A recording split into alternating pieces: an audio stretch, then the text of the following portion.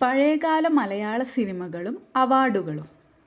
മലയാള സിനിമയുടെ പിതാവ് JC. Daniel. മലയാളത്തിലെ ആദ്യത്തെ സിനിമാ സംവിധായകനും ജെ.സി. ഡാനിയൽ തന്നെയാണ്. മലയാളത്തിലെ ആദ്യത്തെ സിനിമ വിഗതകുമാരൻ 1928 ഇത് പുറത്തിറങ്ങിയത്. മലയാളത്തിലെ രണ്ടാമത്തെ സിനിമ മാർത്താണ്ഡവർമ്മ 1933 ഇത് പുറത്തിറങ്ങിയത്. മലയാളത്തിലെ ആദ്യത്തെ ശബ്ദചിത്രം ബാലൻ 1938 ഇത് പുറത്തിറങ്ങിയത്. ബാലൻ എന്ന സിനിമയുടെ സംവിധായകൻ എസ്. നൊട്ടാണി. മലയാളത്തിലെ രണ്ടാമത്തെ ശബ്ദചിത്രമാണ് ജ്ഞാനാംബിക. മലയാളത്തിലെ ആദ്യത്തെ പുരാണ ചിത്രം പ്രഹ്ലാദ. മലയാളത്തിലെ ആദ്യത്തെ ഫിലിം സ്റ്റുഡിയോ ഉദയ 1948 ഇത് വന്നത്. മലയാളത്തിലെ രണ്ടാമത്തെ ഫിലിം സ്റ്റുഡിയോ മേരിലാൻഡ്.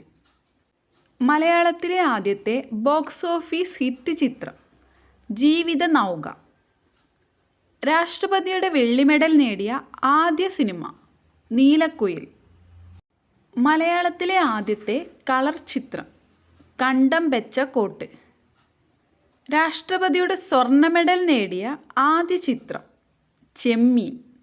ചെമ്മീൻ്റെ സംവിധായകനാണ് രാമു കാര്യാട്ട്. മലയാളത്തിലെ ആദ്യത്തെ സിനിമാസ്കോപ്പിക് ചിത്രം തച്ചോളി അമ്പു. മലയാളത്തിലെ ആദ്യത്തെ 70mm ചിത്രം പടയോട്ടം.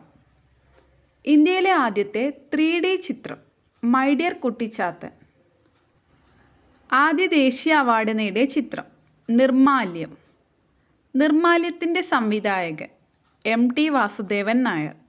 ഭരത് അവാർഡ് നേടിയ മികച്ച നടൻ P.J. ആൻ്റണി.